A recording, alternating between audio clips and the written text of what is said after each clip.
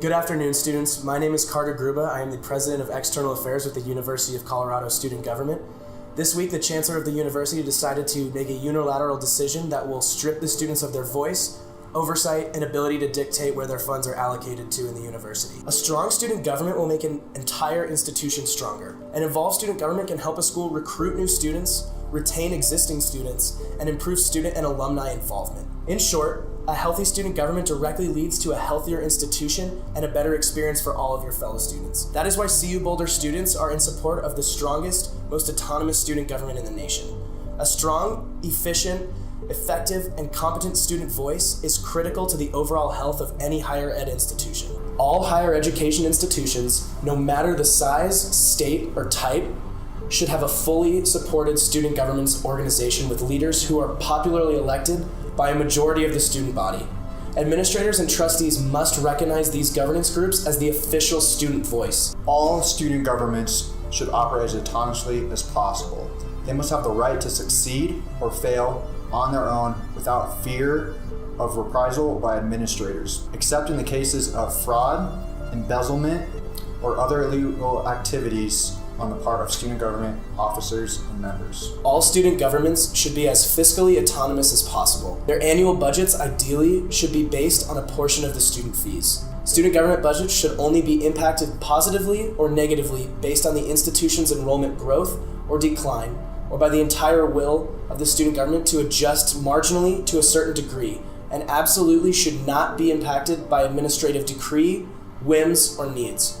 All student governments should be able to choose their own advisors and expect such advisors to be committed and competent. An advisor should understand that their role is of a helper, a teacher, and an information resource, not a dictator. All student governments should have a student representative and vote on campus-wide governing and academic committees. According to CU's fiscal year 17-18 current funds budget, the University of Colorado Boulder campus currently brought in over $1.6 billion in revenue, and the amount that students have control over is barely 1% of the overall campus budget.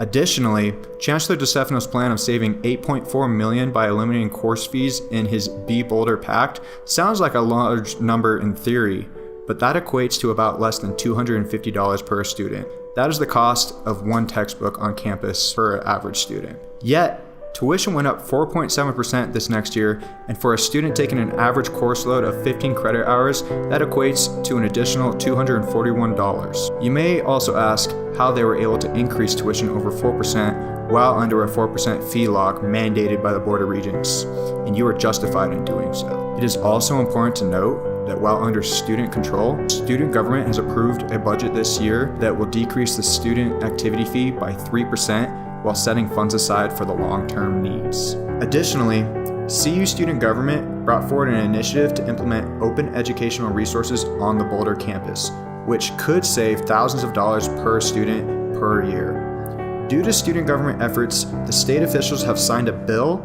and have agreed to devote millions of dollars across the state to this cause. Not to say this wasn't a joint effort, but it was an initiative that was started on our campus by student government and was successful due to student government lobbying at the local and state level. While DeStefano claims to want to save a few dollars here and there, despite zero track record of ever doing so, CU student government secured investments to potentially save students thousands of dollars per student in textbook costs with no additional cost to the students. If campus admin can't make college more affordable while controlling 99% of the budget, what is seizing the 1% that students control going to do? It is evident that this is not about money, but is more about power. Don't be fooled by campus officials. Learn the facts, fight the suppression of your voice and control on this campus. This is Logan Schlotz with the State Professionals. I want to bring this message to you from the student government as a former tri-executive and CU alum, so that our community can stand in support and solidarity with the students.